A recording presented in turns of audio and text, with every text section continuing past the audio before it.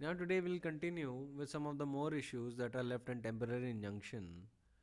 And since temporary injunction is a very, very conceptual topic, that is why it requires this amount of elaboration.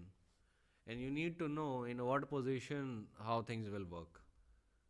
So, the first issue for today is, can a temporary injunction can be issued against the karta of a joint Hindu family so as to obstruct alienation of joint family estate? ये सवाल है, ये issue है. इस पे आपको कहाँ से गाइडेंस मिलेगी? The cases of Sushil Kumar versus Ram Prakash decided by Supreme Court on 13th January 1988. In that case, Supreme Court summed up the position and law with regard to this scenario.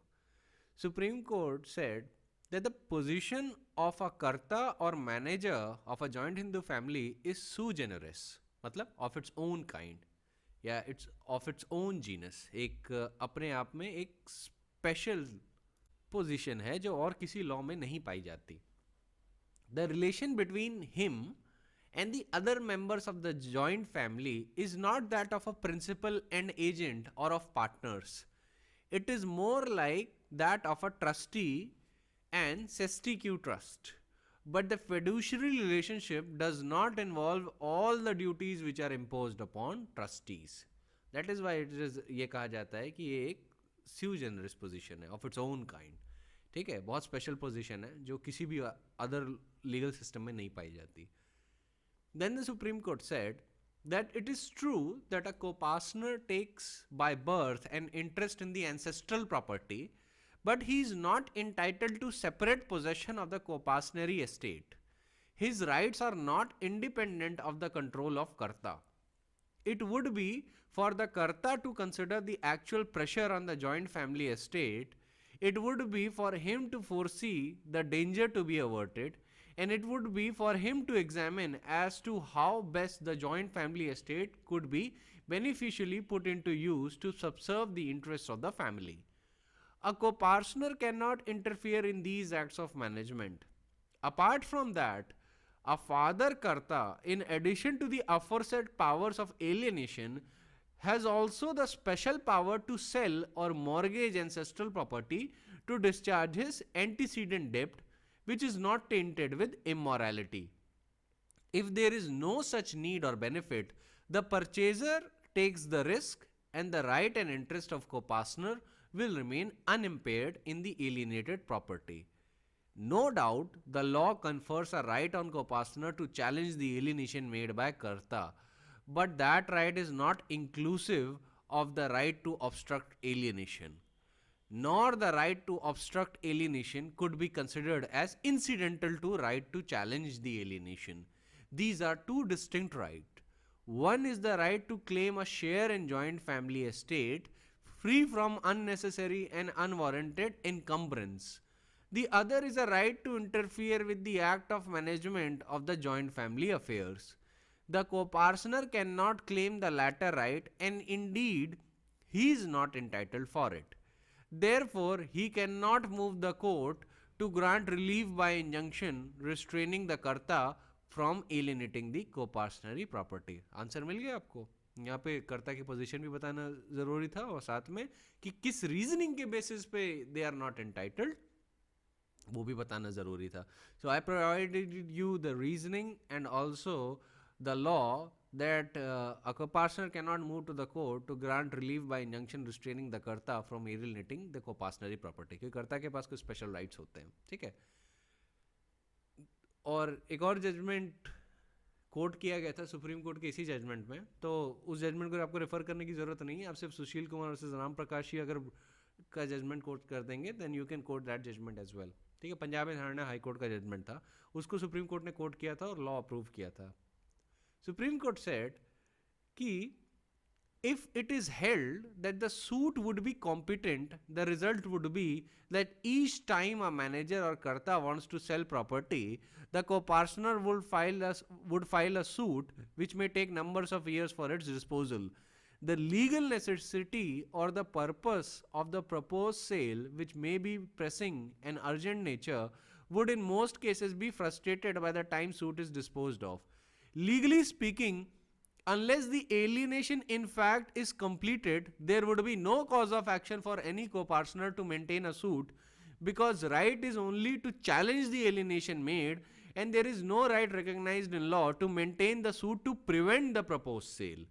The principle that an injunction can be granted to prevent waste by a manager or karta obviously would not be applicable to such a suit, because the proposed alienation for an alleged need or for benefit of the state cannot be said to be an act of waste by any stretch of reasoning. We are therefore of the considered view that the co-partner has no right to maintain a suit for permanent injunction restraining the manager or the karta from alienating the co-partner's property, and his right is only to challenge the same and recover the property after it has come into being. तो simple शब्दों में law क्या है? Simple शब्दों में law ये है कि आपको पहले कर्ता की स्पेशल पोजीशन समझनी होगी. ठीक है, कर्ता के पास अंडर सर्टेन कंडीशंस राइट होता है to sell the joint family property. ठीक है, और अगर वो फादर है तो अपनी एंटीसीडेंट डेब्ट के डिस्चार्ज के लिए भी वो जॉइंट फैमिली प्रॉपर्टी सेल कर सकता है. अब यूजुअली जो कर्ता के ऑर्डिनरी राइट्स होते हैं वो होते हैं legal necessities, pressure upon the state, ठीक है, एसेट्रा एसेट्रा. ये राइट्स अवेलेबल होते हैं. 3 मेन हेडिंग्स होती हैं जिनमें राइट अवेलेबल होते हैं. I don't want to take you in the topic of family law right now, क्योंकि अभी वो मैंने आपको नहीं पढ़ा है, लेकिन I will try my best to explain you as simply as possible. तो कर्ता के पास जनरली राइट होते हैं दैट नॉट विथ स्टैंडिंग कि co-partner has an interest in the joint family estate, कर्ता in certain conditions can alienate the joint family property. ठीक है, अगर वो उन कंडीशंस में फॉल करता है, लीगल नेसेसिटी है या इमरजेंसी है या प्रेशर है एस्टेट पे, एसेट्रा एसेट्रा. ठीक है, तो अगर मान लीजिए कर्ता ने इन कंडीशंस के बियॉन्ड प्रॉपर्टी सेल करने की कोशिश की, तो को-पार्टनर एलिनेशन को चैलेंज कर सकता है. ठीक है, एलिनेशन को चैलेंज कर सकता है कि भाई जो कर्ता ने प्रॉपर्टी सेल की है वो किसी भी ऐसे ग्राउंड में नहीं फॉल करती जिसमें हिंदू लॉ अलाउ करता है कर्ता को जॉइंट फैमिली प्रॉपर्टी एलिनेट करने को. ठीक है, तो वो किसी भी ऐसे कंडीशन में फॉल नहीं कर रही है. तो को-पार्टनर वो चैलेंज करते हैं, और अगर को-पार्टनर ने वो चैलेंज कर दिया और वो चैलेंज कोर्ट में सक्सीड कर गया, तो क्या होता है, जो एलियनेशन होता है ना वो सिर्फ कर्ता के हिस्से तक का बाउंड रहता है, और बाकी जो को-पार्टनर का शेयर होता है वो रिटर्न करना पड़ जाता है परचेजर को. ठीक है, मैं नुआंसेस में नहीं ले जा रहा आपको, क्या कहते हैं कर्ता और परचेजी और को-पार्टनर का क्या राइट होता है उस एलियनेशन सूट में, क्योंकि वो फैमिली लॉ का टॉपिक है. बड़े सिंपल जनरल शब्दों में समझा रहा हूँ. तो जनरली ये होता है कि उनको वो शेयर वापस करना होता है, except barring the share of karta, क्योंकि karta would be bound by transaction, उसका शेयर तो बाउंड हो जाएगा ट्रांजैक्शन से, लेकिन जो को-पार्टनर का शेयर है वो नहीं बाउंड होगा. ठीक है, उनका शेयर वापस करना पड़ जाता है. तो बेसिकली कोर्ट कह रहा है कि देखिए, राइट टू चैलेंज एलिनेशन का कॉज ऑफ एक्शन कब अराइज होता है, जब प्रॉपर्टी एलिनेट हो गई है. तो जब तक एलिनेशन कंप्लीट नहीं होगा तब तक आपके पास कॉज ऑफ एक्शन नहीं होगा. और जहां तक बात रही इंजंक्शन डिमांड करने की, क्योंकि जब परमानेंट इंजंक्शन की डिमांड होती है तो अक्सर पार्टीज इंटरिम इंजंक्शन की भी डिमांड करते हैं कि मीन टाइम में अगर कर्ता ने प्रॉपर्टी बेच दी तो पूरा सूट डिफीट हो सकता है, फिर उससे प्रॉब्लम्स अराइज होंगी. तो देखिए, परमानेंट इंजंक्शन के पॉइंट ऑफ व्यू से भी कोर्ट ने बोला और इंटरिम इंजंक्शन के भी पॉइंट ऑफ व्यू से कोर्ट ने बोला कि आप कर्ता की लीगल पावर पे by way of an injunction restraint नहीं लगा सकते. ठीक है, आप रिस्ट्रेंट इसलिए नहीं लगा सकते क्योंकि अगर मान लीजिए लीगल नेसेसिटी थी for alienation of the joint property estate, और मान लीजिए karta has rightfully discharged his power, तो interim injunction would cause unnecessary obstruction in the exercise of that power और नॉट. करेगा, ऑब्वियसली करेगा. और वैसे ही आप एज अ को-पार्टनर आप तो रिलीफ तब भी ले सकते हैं कि अगर मान लीजिए उन्होंने परचेजर को दे दिया और you succeed in the suit, तो आप तो अपना शेयर फिर भी रिकवर करा सकते हैं. लेकिन अगर हमने इंजंक्शन दे दिया तो कर्ता की जो लीगल पावर है वो रिस्ट्रेंट रहेगी. So that is why we will not grant injunction on that matter. ठीक है, ध्यान रखिएगा ये ऑब्जर्वेशन किस रेल्म के अराउंड रिवॉल्व करते हैं. The power of karta to alienate joint family estate उसी सिचुएशन के लिए है. ठीक है, अगर कर्ता इज क्या कहते हैं committing an act of waste, then in that situation injunction can be given, लेकिन उसकी जो लीगल पावर्स ऑफ एलिनेशन है उसको रिस्ट्रेन करने के लिए इंजंक्शन नहीं दिया जा सकता, ठीक है, क्योंकि ऐसा हो सकता है कि वो एक्चुअल में वो सर्कमस्टेंसेस थे जिसके अंदर कर्ता को एलिनेट करना पड़ा प्रॉपर्टी। ऐसे में अगर बाद में ये निकलता है कि येस देवर लीगल सर्कमस्टेंसेस, तो ऐसे में तो उसकी जो राइटफुल पावर है उस पर कोर्ट रिस्ट्रेंट लगा के बैठा है ना। तो ये सारी चीज़ें को ध्यान में रखते हुए कोर्ट ने बोला कि as far as the power of karta is concern to alienate joint family estate, in that regard no injunction can be issued, ठीक है। कुछ और सिचुएशन बताता हूँ। अब जैसे ये केस लीजिए, अनाथुला सुधाकर वर्सेस पी बुची Reddy. It was reported in 2008, volume number 4, Supreme Court cases, page number 594. In this case, Supreme Court held certain guidelines which are necessary for me to tell. First is, where a plaintiff is in lawful or peaceful possession of a property and such possession is interfered or threatened by the defendant, suit for injunction simpliciter will lie, ठीक है। Suit for injunction simpliciter can lie if the plaintiff himself is in a peaceful possession of the property. Because a person has a right to protect his possession against any person who does not prove to have a better title, and in that case the plaintiff can seek a prohibitory injunction. However, a person in wrongful possession is not entitled to an injunction against the rightful owner. ठीक? Second point that was held was that where the title of the plaintiff is not disputed but he is not in possession, his remedy is to file a suit for possession and seek in addition, if necessary, an injunction. A person out of possession cannot seek the relief of injunction simpliciter without claiming the relief of possession, ठीक है, ये भी आपको समझना चाहिए।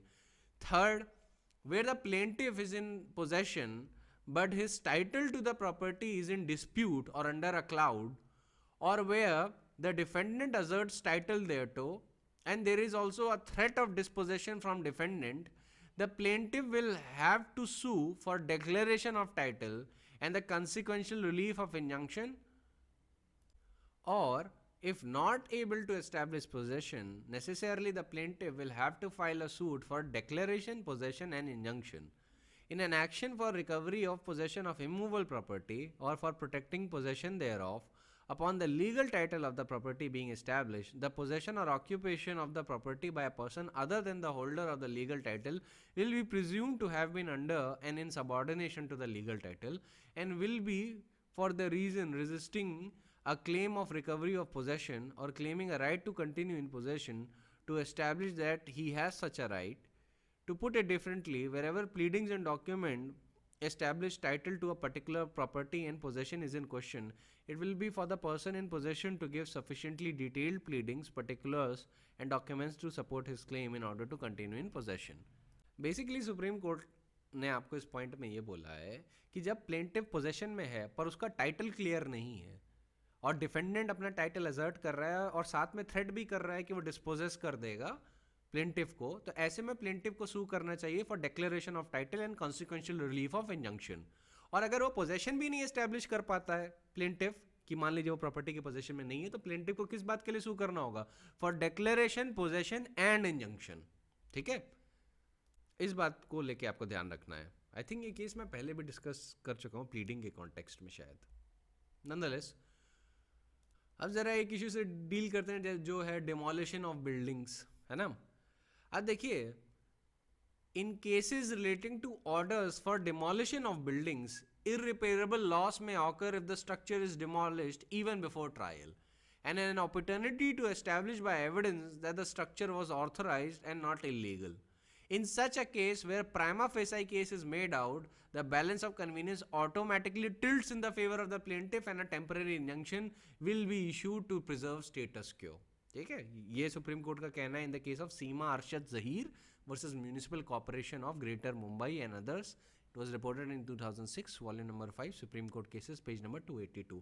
तो देखिए, demolition of buildings में के केस में कोर्ट बहुत रेडिली टेम्परेरी इंजंक्शन ग्रांट कर देता है, क्योंकि आप खुद ही सोच सकते हैं कि अगर बिल्डिंग डिस्ट्रॉय हो गई तो प्लेंटिफ के सर से छत चली जाएगी, है ना, तो कहाँ रहेगा? रोड पे रहेगा क्या? तो ऐसी सिचुएशन में इरिपेरेबल लॉस होता है. तो इरिपेरेबल लॉस का मतलब याद रखिएगा ये नहीं है कि कंपनसेट होना ही नहीं चाहिए इन टर्म्स ऑफ मनी. ये एक मटेरियल लॉस होता है जिसका कोई फिक्स स्टैंडर्ड नहीं है, ठीक है, मॉनेटरी कंपनसेशन का. तो आप समझ सकते हैं कि why the supreme court has relaxed some of the rigors and tests when it comes to granting temporary injunction relating to orders for demolition of building. क्योंकि वहाँ पे उनको लगता है कि irreparable loss बिल्कुल अकर होगा अगर structure is demolished even before the trial. ठीक है, तो यहाँ पे भी आपको याद रखिएगा ऐसा नहीं है कि ये सारे केसेस मेड आउट नहीं करने होंगे. वो जो ट्रिपल टेस्ट है वो तो मेड आउट करना ही होगा, prima facie case, balance of convenience and irreparable loss. लेकिन फ़ायदा ये होता है कि जहाँ पे आपने prima facie case made out किया, डिमोलिशन ऑफ बिल्डिंग के ऑर्डर में balance of convenience automatically will tilt in the favour of the plaintiff. ये फ़ायदा होता है. ठीक है, next point that we have to deal with deals with enforcement of negative covenant. ठीक है, इस पे जो लीडिंग केस है वो है Percept D Mark India Private Limited versus Zaheer Khan and another, decided on 22 March 2006. अब इसमें सुप्रीम कोर्ट ने बताया था कि grant of injunction which results in compelling specific performance of a contract of personal, confidential or fiduciary service is barred by clause B and D of section 14 of specific relief act. So that is why injunction cannot be granted in these matters. ठीक है, मतलब ये main उनका point था. तो जरा मैं judgement का वो वाला पार्ट आपके लिए पढ़ देता हूँ जहाँ पे सुप्रीम कोर्ट ने जो गाइडलाइंस दी थी वो क्या थी. ठीक है, supreme court said that it was further submitted that assuming without admitting that the negative covenant in clause 31B is not void and is enforceable, it is nevertheless inappropriate if not impermissible for the single judge to grant an injunction to enforce it at the interim stage for the following reasons. अब इन्होंने क्या reason दिए? 4 reason दिए. First, grant of this injunction resulted in compelling specific performance of a contract of personal, confidential and fiduciary service which is barred by clause B and D of section 14 of specific relief act. Secondly, it is not only barred by clause A of section 14 of specific relief act, but this court, matlab Supreme Court, has consistently held that there shall be no specific performance of a contract of personal services. Third is, this amounted to granting the whole or entire relief which may be claimed at the conclusion of the trial, which is impermissible. And fourthly, the single judge's order completely overlooked the principle of balance of convenience and irreparable injury, whereas percept could be fully compensated in monetary terms if they finally succeed at the trial. The respondent number 1 could never be compensated for being forced to enter into a contract with a party he did not desire to deal with if the trial results in the rejection of the percept's claim. So you can understand these guidelines are essential when you are dealing with the topic of enforcement of negative covenant. अब supreme court ने कई judgements में criticise भी किया है कि जो high courts की प्रैक्टिस है टू ग्रांट इंटरिम ऑर्डर्स जिनका प्रैक्टिकल नेचर ऐसा होता है that they are providing the interim relief, they are providing principal relief at the interim stage, उसको सुप्रीम कोर्ट ने बड़ा डेप्रिकेट किया है. ठीक है, जैसे take the case of bank of Maharashtra versus rice shipping and transport company private limited, decided on 16 February 1995. Here, by an interim order of the High Court, the High Court had directed the appellant bank to credit a sum of rupees 95,000 in the current account number of the respondent number 1. The High Court has recorded that the respondent through their counsel had given an undertaking to bring back the amount if the court so desires. The said interim order in substance grants the relief which the respondent would have been given at the final stage in the event of their writ petition being allowed by the High Court. Time and again, Supreme Court has deprecated the practice of granting interim orders which practically give the principal relief sought in the petition for no better reason than that a prima facie case has been made out without being concerned about the balance of convenience, the public interest and host of other considerations. अब इस conclusion के लिए supreme court ने और भी law site किए, वो आपके लिए रेलेवेंट नहीं है, ये पॉइंट आपके लिए रेलेवेंट है कि इंट्रीम ऑर्डर्स ऐसे नहीं पास करने चाहिए, इंट्रीम इंजंक्शंस ऐसे नहीं पास करने चाहिए जो प्रिंसिपल रिलीफ ही आदमी को दे दे इंट्रीम स्टेज पे, for the simple fact that a prima facie case has been made out and no other considerations which are required by the law of injunctions, उसको बिना कंसिडर किए हुए अगर कोर्ट ग्रांट कर दे, ठीक है। बाकी भी और भी तो कंसिडरेशंस होते हैं, ट्रिपल टेस्ट के बाद भी और कंसिडरेशंस होती हैं that have to be seen by the court.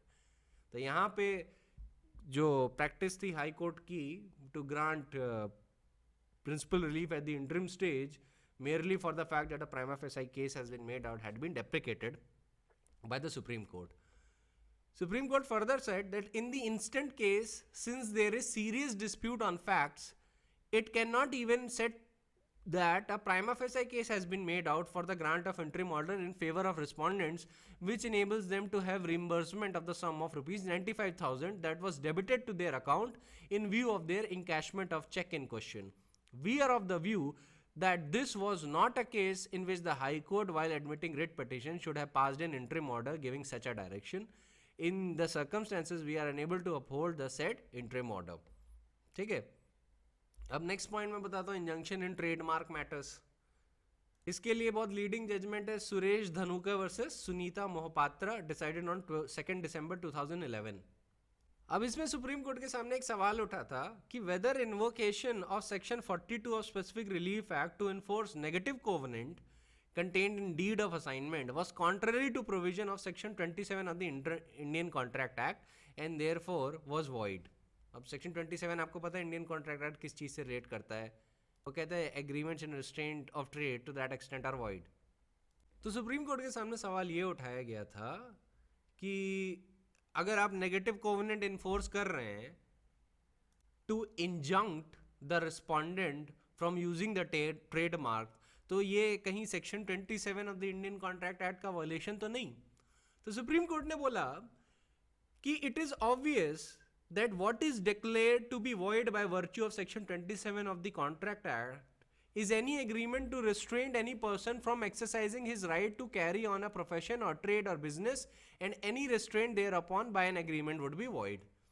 As will be seen from the material on record, that the appellant did not ask for an injunction against the respondent from carrying on any trade or business, but he objected to the use by the respondent of the trademark in which the appellant has acquired 50% interest while selling her products.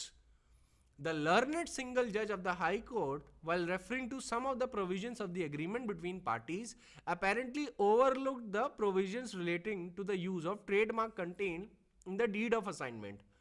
Although the reference was made to clause 19 of the agreement, the High Court failed to notice that the same was not contained in the deed of assignment, whereby 50% of the right, title and interest of the respondent in trademark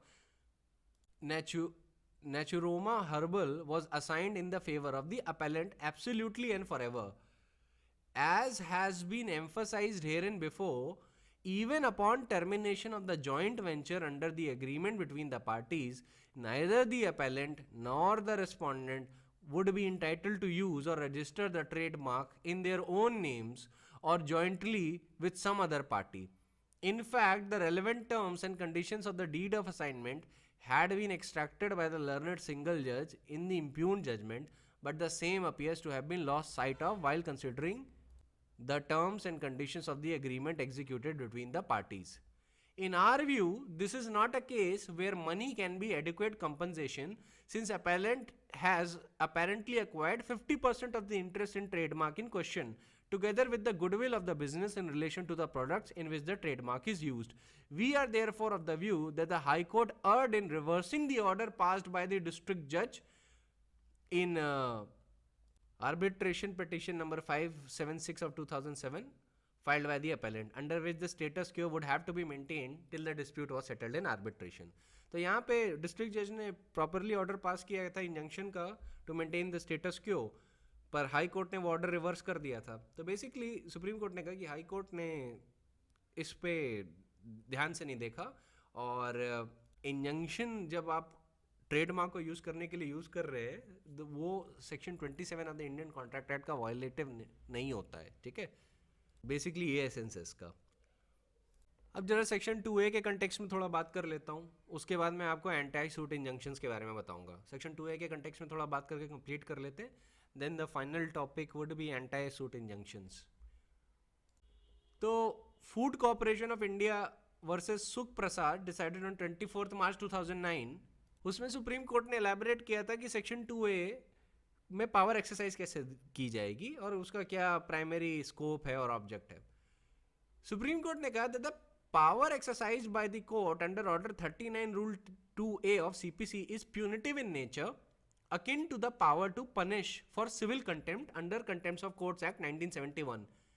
The person who complains of disobedience or breach has to clearly make out beyond any doubt that there was an injunction or order directing the person against whom the application is made to do or desist from doing specific thing or act, and there was disobedience or breach of such order. While considering an application under Order 39 Rule 2A, the court cannot construe the order in regard to which the disobedience breach is alleged as creating an obligation to do something which is not mentioned in the order or surmises suspicions and inferences. The power under Rule 2A should be exercised with great caution and responsibility, and it is shocking that the trial court had entertained an application under Order 39 Rule 2A from a person who was not entitled to file the application and has accepted an interpretation of the order which does not flow from the order, and has created a liability where none exists, resulting in attachment of the assets of FCI to an extent of more than 1.12 crores. तो basically ये जो आपने para अभी सुना, इसको आपको coat करना होगा एग्जाम में, क्योंकि लोकस क्लासिकस है with regard to scope of section 2A अगर पूछा जाता है तो। नेक्स्ट केस है जो इस पॉइंट पे, वो है समी खान वर्सेस बिंदु खान, डिसाइडेड ऑन 1 सितंबर 1998। तो उसमें सुप्रीम कोर्ट ने इंटरप्रिटेशन को डिस्कस करते हुए बोला था कि अब इंटरप्रिटेशन पे जाने की कोई ज़रूरत नहीं, सीधे मैं पॉइंट पे आ जाता हूँ। उसमें सुप्रीम कोर्ट ने बोला the words and may also occurring in rule 2A can not be interpreted in the context as denoting to a step which is permissible only as an additional to attachment of property of the opposite party. If these words are interpreted like that, it may lead to an anomalous situation. If a person who defies the injunction order and has no property at all, the court becomes totally powerless to deal with such a disobedient party. अगर ऐसा interpretation हमने use किया, he would be immune from all consequences even for any open defiance of the court order. No interpretation shall be allowed to bring about such a sterile or anomalous situation. The pragmatic interpretation therefore must be this. अब इस पे focus करिएगा, ये point आपको लिखना है। The pragmatic interpretation of Rule 2A is this, that it is open to the court to attach the property of the disobeying party, and at the same time the court can order him to be detained in civil prison also if the court deems it necessary. Similarly, the court which orders the person to be detained in civil prison can also attach the property of that person. Both steps can be resorted to, or one of them alone need to be chosen. It is left to the court to decide on consideration of the fact of the situation in each case. तो basically court कह रहा है कि जिसमें ये जो options देखते हैं ना, इम्प्रिजनमेंट का और अटैचमेंट ऑफ द प्रॉपर्टी का, यहाँ पे ऐसा नहीं है कि you have to choose one and ignore the other. आप दोनों यूज कर सकते हैं या आप दोनों में से एक यूज कर सकते हैं, that is up to you and that is up to your discretion. ठीक है, तो this case is an authority on that. इसमें सुप्रीम कोर्ट ने इंटरप्रिटेशन के रूल्स भी बहुत सारे डिस्कस किए थे, तो that is not necessary for the purpose of explaining the point. Main point मैंने आपको बता दिया, 4 लाइन का है जिस पे आपको फोकस करना है। ठीक है, फिर वरीद जेकब्स वर्सेस ओसामा गी वर्गीस का जजमेंट याद रखिएगा, 21 अप्रैल 2004 को डिसाइड हुआ था। ये मैं आपको ऑर्डर 38 के कंटेक्स्ट में बता चुका हूँ, पर मैं एक बार फिर रिटरेट कर रहा हूँ इंजंक्शंस के कंटेक्स्ट में। जो कंट्रोवर्सी थी ना कि अगर मान लीजिए suit is dismiss for default और फिर बाद में plaintiff shows a sufficient cause and the suit is restored, तो क्या जो इंटरिम ऑर्डर है वो भी रिस्टोर हो जाएगा कि नहीं, तो उसको लेके कोर्ट ने बात करी थी और उसको बताया था कि अगर आपको रिस्टोर करना है तो कैसे करवाएंगे। अब आपको ये जजमेंट ज़्यादा समझ में आएगा तो मैं कुछ चीज़ें बताता हूँ। Supreme Court noted the decisions rendered by different high courts and also the object of legislating the incidental proceedings and supplementary proceedings, और दोनों में डिफरेंस क्रिएट किया. मैं आपको ये डिफरेंस ऑर्डर 38 के कंटेक्स्ट में बता चुका हूँ. That is why I will not reiterate it again. I will just come to the point. Supreme Court said that the law emerges is that there exists a distinction between auxiliary orders which are required to be passed by the court in the aid or supplemental to the ultimate decision of the court, as contradistinguished to an order passed under Part 6 of Code of Civil Procedure, in terms whereof an order is passed in favor of a party to a litigation which may not have a bearing on the ultimate result of the suit. Section 94 किस चीज की बात करता है? Supplementary proceeding की बात करता है ना. तो वही कह रहा है कि वहां पे जो इंटरिम ऑर्डर्स पास होते हैं, they might not have a bearing on the ultimate result of the suit. Then supreme court continues and says an interlocutory order passed in a suit may not also have anything to do with the relief prayed for by the plaintiff. An order for injunction or appointment of receiver can be passed even at the instance of the defendant. An order which has been obtained by defendant may not revive on the restoration of the suit. Supplementary proceedings thus envisage that such a power must be specially conferred upon the court, which are required to be passed in the interest of justice, irrespective of the fact as to whether the same would ultimately have any bearing with the reliefs claimed in the suit or not. In absence of any statutory provision, such a power cannot be exercised, whereas a power which is ancillary or incidental can always be exercised by the court in aid and supplemental to the final order that may be passed. Furthermore, a jurisdiction expressly conferred by a statute and an inherent power subject to just exceptions must be treated differently. I am therefore of the opinion that interim order of injunction did not revive on restoration of the suit.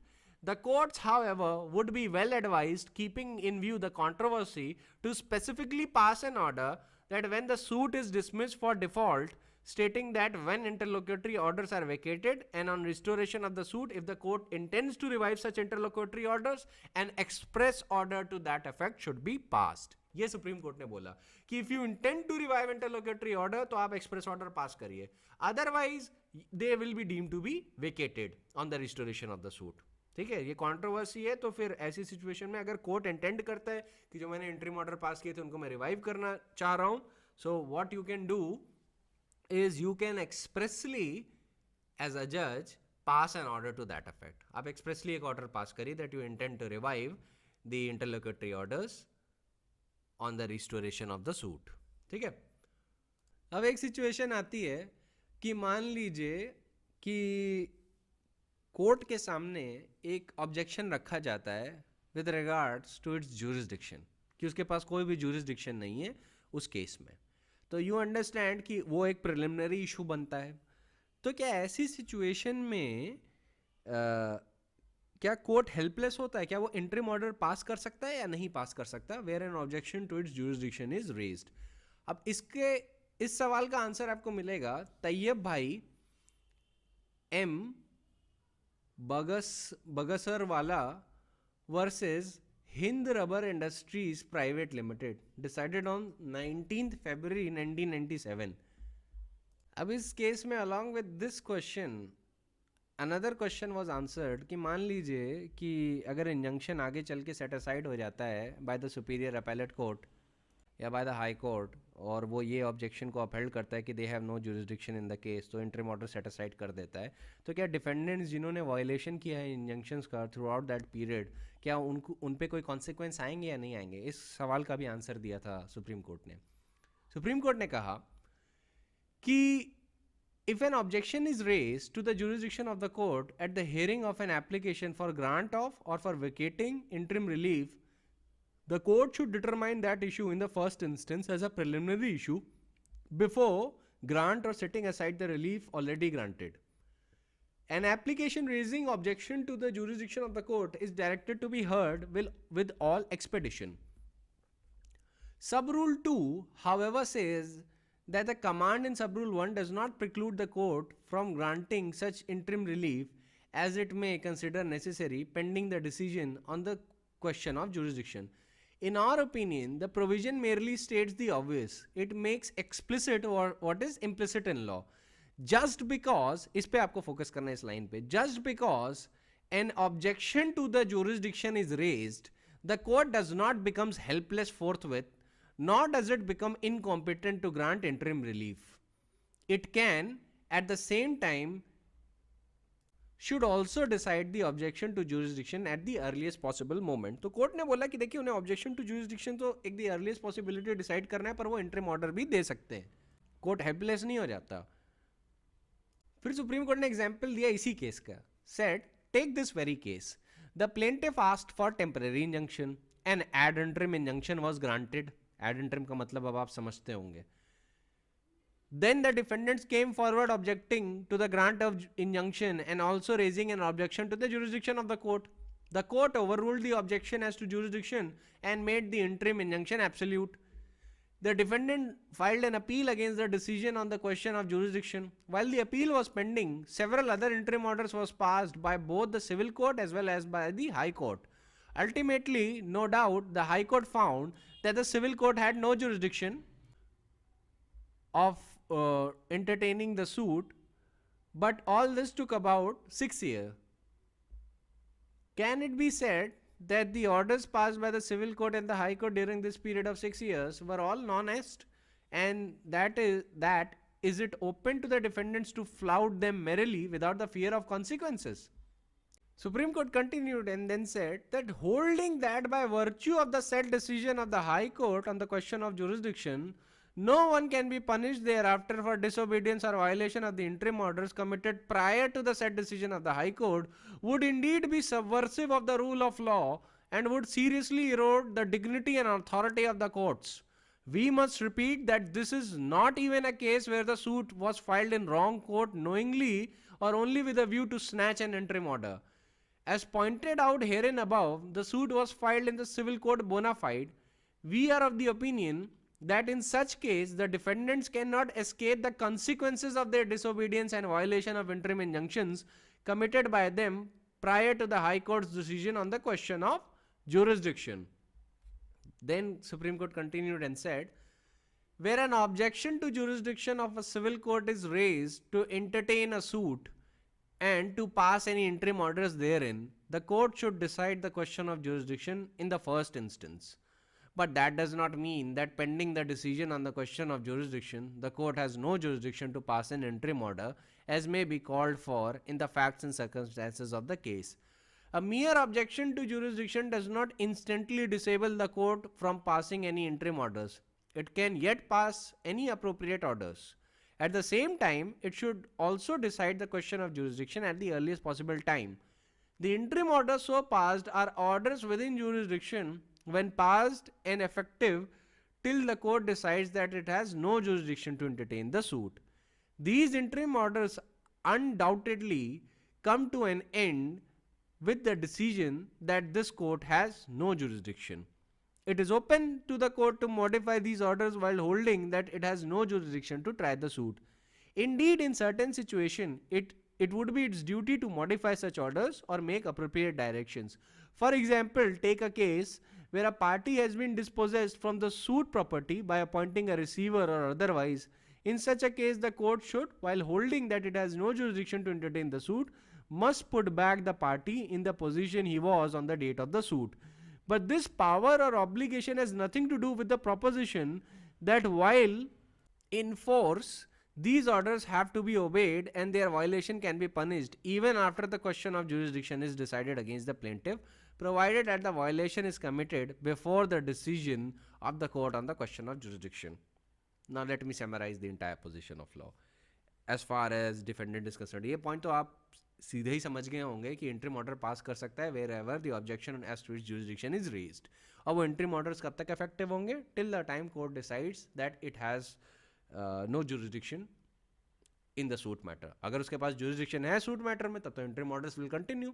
लेकिन अगर वो decide करता है कि नहीं it has no jurisdiction in the matter, तो उस stage पे interim orders को court modify करेगा, ठीक है, या set aside कर देगा या vacate कर देगा. That is entirely the discretion of the court.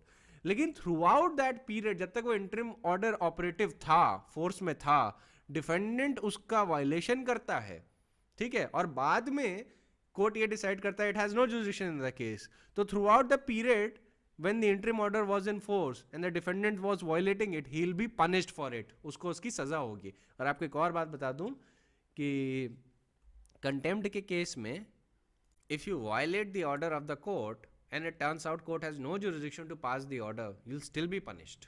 ठीक है, unless the order is set aside by the appellate court और वो इस बात को हटा दे कि ओके इसके लिए आपको पनिशमेंट नहीं होगा. सुपीरियर कोर्ट उसको हटा दे, वो बात अलग है. लेकिन illegal order you won't get to decide कि कौन सा ऑर्डर इलीगल है या कौन सा ऑर्डर सही है. आप कोर्ट के डिसीजन पे अपील पे नहीं बैठते. अगर वो इलीगल भी ऑर्डर है आपको फॉलो करना होगा जब तक कोई अपीलेट या रिविजनल कोर्ट उसे सेट असाइड ना कर दे. और अगर आपने उसका वायलेशन किया you will still be punish for contempt. ये लॉ ऑफ कंटेम्प्ट इस मामले में बड़ा सीवियर होता है. खैर I am not talking about law of contempt right now. मैं आपको थोड़ा टिडबिट जो मिलता जुलता था वो मैंने आपको बता दिया. Now we move on to the next topic. तो एंटी सूट इंजंक्शन से अब डील करते हैं. ठीक है, इस पे लोकस क्लासिकस कौन सा है? इस पे लोकस क्लासिकस है Modi entertainment network versus WSG Cricket Private Limited, decided on 21st January 2003. Now, a short point that arose for consideration in this case was that whether the division bench of the High Court erred in vacating the anti-suit injunction granted by the learned single judge of the High Court, restraining the English court the forum of choice of the parties. The jurisdiction clause in the contract between the parties was, and I read, क्या था? This agreement shall be governed by and construed in accordance with English law, and the parties thereby submit to the non-exclusive jurisdiction of the English courts. और ये main इनका clause था. ठीक है, यहाँ पे कोई रेफरेंस नहीं था to English conflict of law rules, लेकिन सीधे इन्होंने ये बोला था कि parties hereby submit to the non exclusive jurisdiction ऑफ English court. That was the main point. ठीक है, तो पहले जरा जुरिस्डिक्शन पे बात करता हूँ कि सुप्रीम कोर्ट ने जुरिस्डिक्शन के बारे में इस केस में क्या बोला.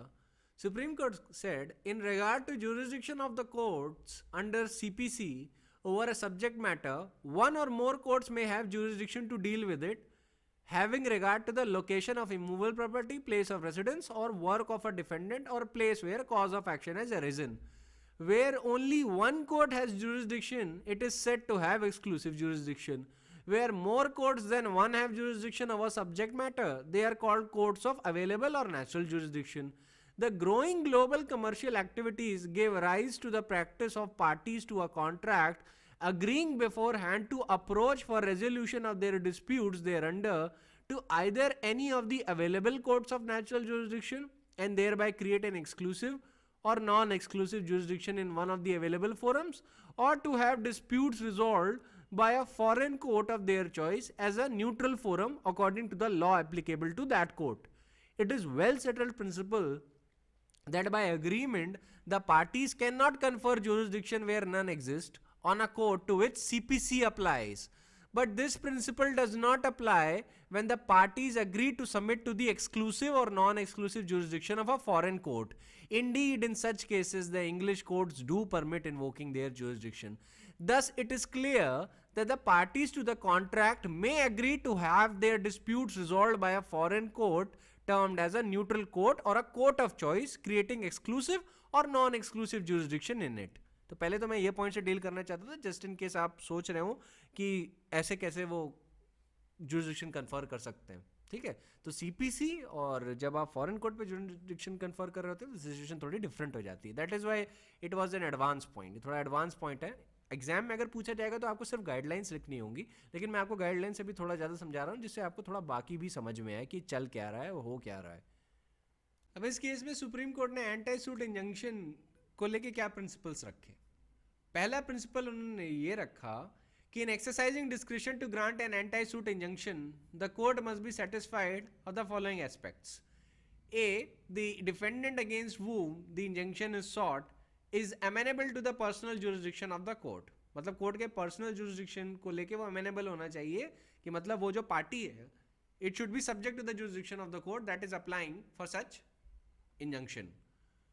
B, if the injunction is declined, the ends of justice will be defeated and injustice will be perpetuated.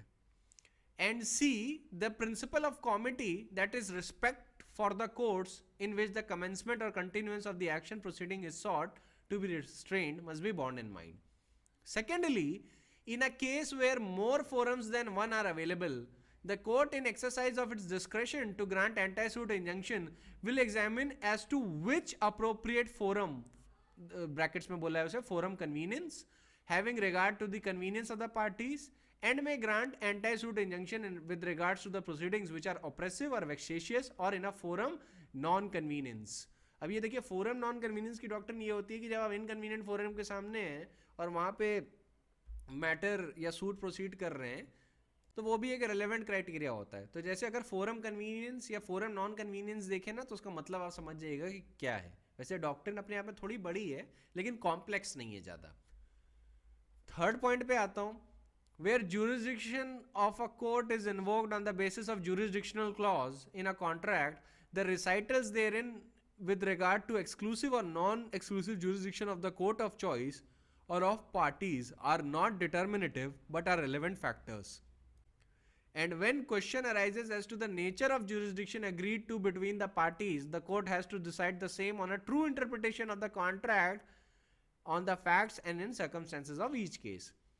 Fourth point was that a court of natural jurisdiction will not normally grant anti-suit injunction against a defendant before it, where parties have agreed to submit to the exclusive jurisdiction of a court, including a foreign court, a forum of their choice, in regard to the commencement or continuance of the proceeding in the court of choice, save in exceptional circumstances for good and sufficient reasons, with a view to prevent injustice in circumstances such as which permit a contracting party to be relieved of the burden of contract, or since the date of the contract, the circumstances or subsequent event have made it impossible for the party seeking injunction to prosecute the case in the court of choice, because the essence of the jurisdiction of the court does not exist, or because of vis major का मतलब होता है act of God, or because of vis major or force majeure and the like.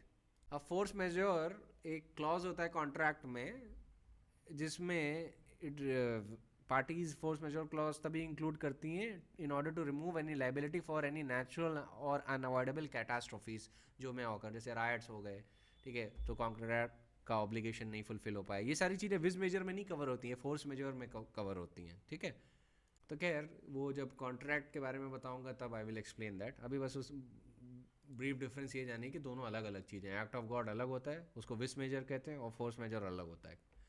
Fifth point that was held was that where parties have agreed under a non-exclusive jurisdiction clause to approach a neutral foreign forum and be governed by the law applicable to it for the resolution of their dispute arising under the contract, ordinarily no anti-suit injunction will be granted in regard to the proceeding in such a forum convenience, and the favored forum, as it shall be presumed that the parties have thought over their convenience and all the other relevant factors before submitting to the non-exclusive jurisdiction of the court of their choice, which cannot be treated just as an alternative forum. Sixth is, a party to a contract containing jurisdiction clause cannot normally be prevented from approaching the court of choice of the parties, as it would amount to aiding the breach of contract. Yet, when one of the parties to the jurisdiction clauses approaches the court of choice in which the exclusive or non-exclusive jurisdiction is created, the proceedings in the court cannot per se be treated as vexatious or oppressive, nor can the court be said to be forum non-convenience. And seventh is that the burden of establishing that the forum of choice is a forum non-convenience or the proceeding therein are oppressive or vexatious would be on the party so contending to aver and prove the same. तो इस case में after applying these principles, court found no valid reason to grant anti-suit injunction in favor of the appellants in disregard of jurisdictional clause to restrain the respondent from prosecuting the case in the foreign forum of the choice of the parties, that is the English court. तो ये जो principles हैं, कभी भी anti-suit injunction पे अगर सवाल आगे आ सकता है, क्योंकि तो उस पे आप ये principles आपको लिखने हैं. अब आप पे मुझे नहीं लगता है कि कोई एग्जामिनर बहुत ज़्यादा आपसे हार्ड क्वेश्चन पूछेगा कि आप बताइए इसमें बाकी और चीज़ें क्या हैं, एक्सेप्ट डीजेएस, क्योंकि वहाँ पे ये थोड़ी चीज़ें क्वेश्चन हो सकती हैं. अब तो वहाँ पे भी नहीं हो रही हैं एक्चुअली. तो आप ऐसा ध्यान रखिएगा कि जब भी ये सवाल आएगा तो प्रिंसिपल बेस्ड आएगा, तो आपको सिर्फ प्रिंसिपल मेंशन करने और बस. ठीक है, उसका एप्लीकेशन नहीं क्वेश्चन किया जाएगा आपसे, क्योंकि इसका एप्लीकेशन कोई तभी कर सकता है जब उसे कमर्शियल प्रैक्टिसेस और कॉन्ट्रैक्चुअल लॉ में उसकी अच्छी खासी प्रैक्टिस हो। ठीक है, तो जुडिशियल एग्जाम्स जो इस पॉइंट पे होंगे वो अभी इतने कोई स्ट्रांग नहीं हुए कि वो ये सारी चीज़ों का एप्लीकेशन मांगेंगे, वो इसका प्रिंसिपल ज़रूर मांग सकते हैं। तो प्रिंसिपल मैंने आपको बता दिए, एग्जाम के पर्पज़ के लिए सफिशिएंट रहेगा। साथ में अगर आप प्रैक्टिस पर्पज़ के लिए पढ़ रहे हैं तो मैंने Oil and Natural Gas Commission versus Western Company of North America, British India Steam Navigation versus Shanmugha Vilas cashew Industries, Airbus Industries GI versus Patel and others, और British Aerospace versus Dee Howard का judgment रख रखा है, आप चाहें तो पढ़ सकते हैं। और भी कई जजमेंट्स रख रखे हैं with regard to anti suit injunctions, if you want it you can refer to it. ठीक है, so this was your primary law of injunction. अब हम लोग इंटरलोकेटरी ऑर्डर्स जो ऑर्डर 39 में थोड़े और उनको भी कर लेते हैं, उसके बाद हमारा इंजंक्शन का टॉपिक कंप्लीट। अब रूल 6 कहता है of order 39, it talks about power of the court to order interim sale. The court may, on the application of the party to the suit, order the sale by any person named in such order and in such a manner on such terms as it thinks fit. मतलब किसी भी person से cell करवा सकता है उस तरीके और उन टर्म्स या शर्तों पे करवा सकता है जैसा कि वो चाहे, of any movable property. So mark this word, ये कौन सी प्रॉपर्टी होगी? Movable, being the subject matter of the suit or attached before judgment in such suit which is subject to speedy and natural decay. Mark the word speedy and natural decay. Or which for any other just and sufficient cause it may be desirable to have sold at once. तो आपको ध्यान रखना है कि ये rule apply किस पे कर रहा है? Movable property subject to speedy and natural decay, which is also the subject matter of the suit or attached before judgment. Then we come to rule 7, detention, preservation, inspection, etc. of subject matter of the suit. The court may, on the application of the party and on such terms as it thinks fit, make an order for the detention, preservation or inspection of any property which is subject matter of the suit. अब यहाँ पे any property शब्द use हुआ है, इसका मतलब movable और immovable property दोनों उसकी कैटेगरी में आती हैं। ठीक है, so make an order for detention, preservation और इंस्पेक्शन। तो ऑफकोर्स इंस्पेक्शन वाला क्लॉज अप्लाई करेगा इमूवेबल प्रॉपर्टी के कॉन्टेक्स्ट में, और प्रिजर्वेशन वाला भी अप्लाई कर सकता है, पर डिटेन कहाँ से कर सकते हैं आप इमूवेबल प्रॉपर्टी को? You can not. तो डिटेंशन वाला term specifically would apply on movable property. खैर, so the court may make an order for detention, preservation or inspection of any property which is subject matter of the suit or as to which any question may arise therein. B, for all or any of the purpose aforesaid, authorize any person to enter upon into any land or building in possession of any other party to such suit. मतलब authorise कर सकता है किसी person को to enter into land और building for the aforesaid purpose. कौन सा purpose? Detention, preservation or inspection. C, for all or for any purpose aforesaid, authorize any samples to be taken or any observation to be made or experiment to be tried which may seem necessary or expedient for the purpose of obtaining full information or evidence. तो primary purpose क्या है? Obtaining full information और evidence. ये keywords हैं, ठीक है? तो आपको कीवर्ड्स मेन मेंशन करने होते हैं, उसी से you will be able to give a really nice answer. अब सब रूल 2 कहता है that the provisions as to execution of process shall apply mutatis mutandis to the persons authorize to enter under this rule. Mutatis mutandis का literal मतलब होता है with necessary changes या all necessary changes having been made. अब ये phrase तब use किया जाता है when somebody or the law itself or the statute itself wants to indicate that it may be necessary to make some sort of changes on account of different situations, the main point remaining the same. ठीक है, ये सारे legal terms हैं तो इसको लेके थोड़ा aware रहिएगा। रूल 8 कहता है application for such orders to be after notice. An application by the plaintiff under Rule 6 or 7 may be made at any time after the institution of the suit.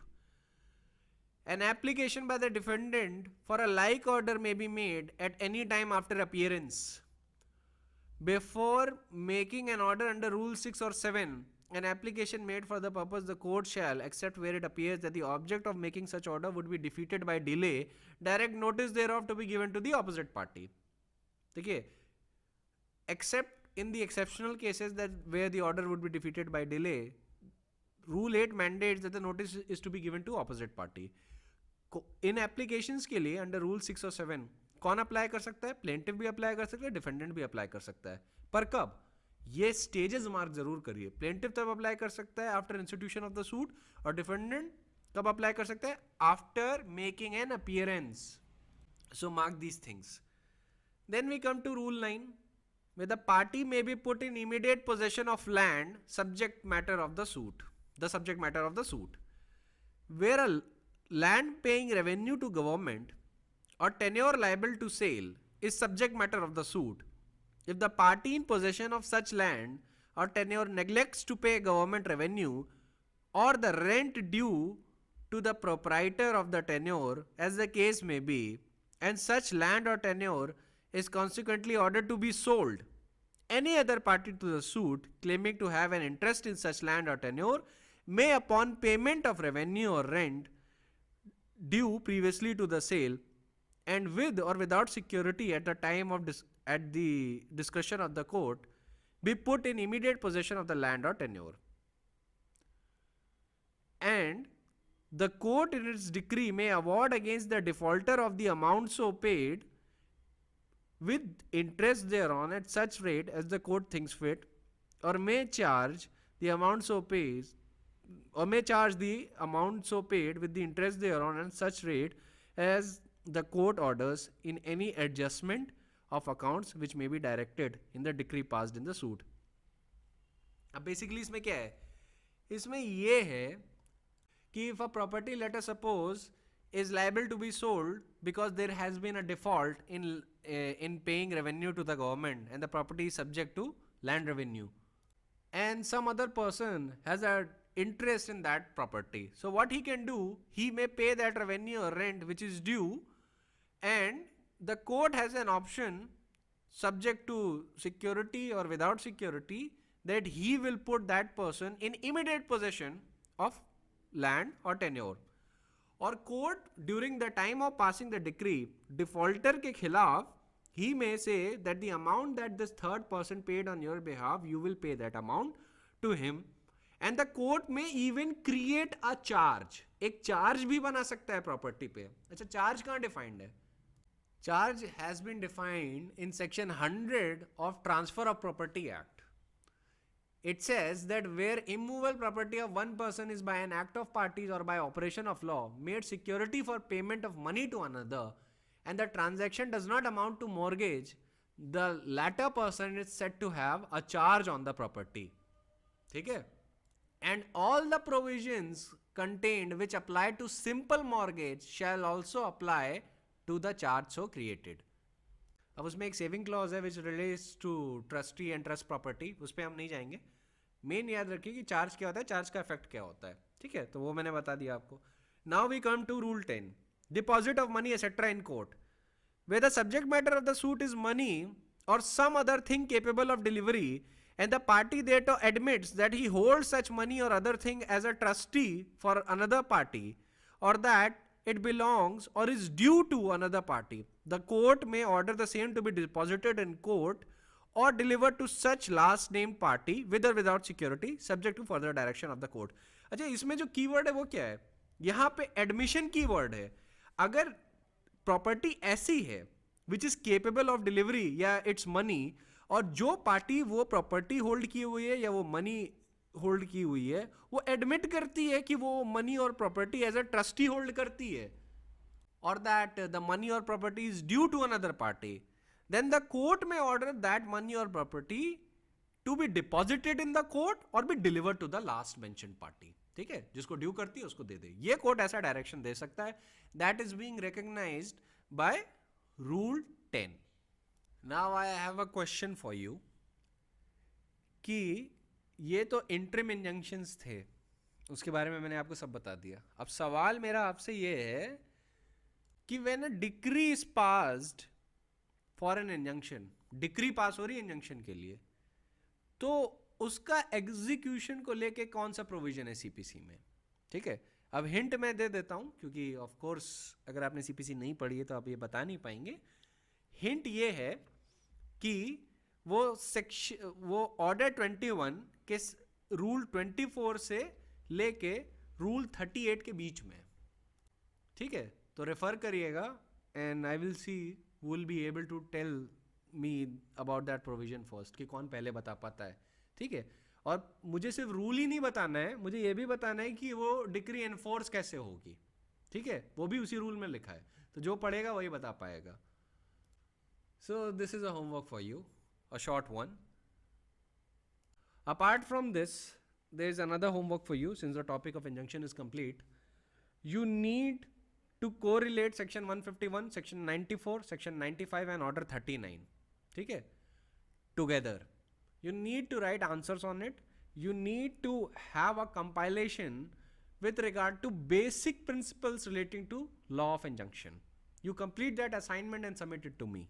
ठीक है, आपके लिए सवाल है कि पहला सवाल, what are the principles for a grant of interim injunction? Second question, what are the principles for the grant of ad interim injunction? Third is, what are the principles for the grant of ex parte injunction? Fourth is, what are the principles for the grant of anti-suit injunction? So this is your assignment which will relate to the law of injunction. Now I'll be giving you assignment basing on the video itself. So those who have completed the video, have heard the lecture and have heard the study notes, only they will be able to answer it. All right. So that is it for today. I'll be seeing you tomorrow with the next topic, that is receiver. These are short topics and we'll try to finish them as fast as possible. ठीक है.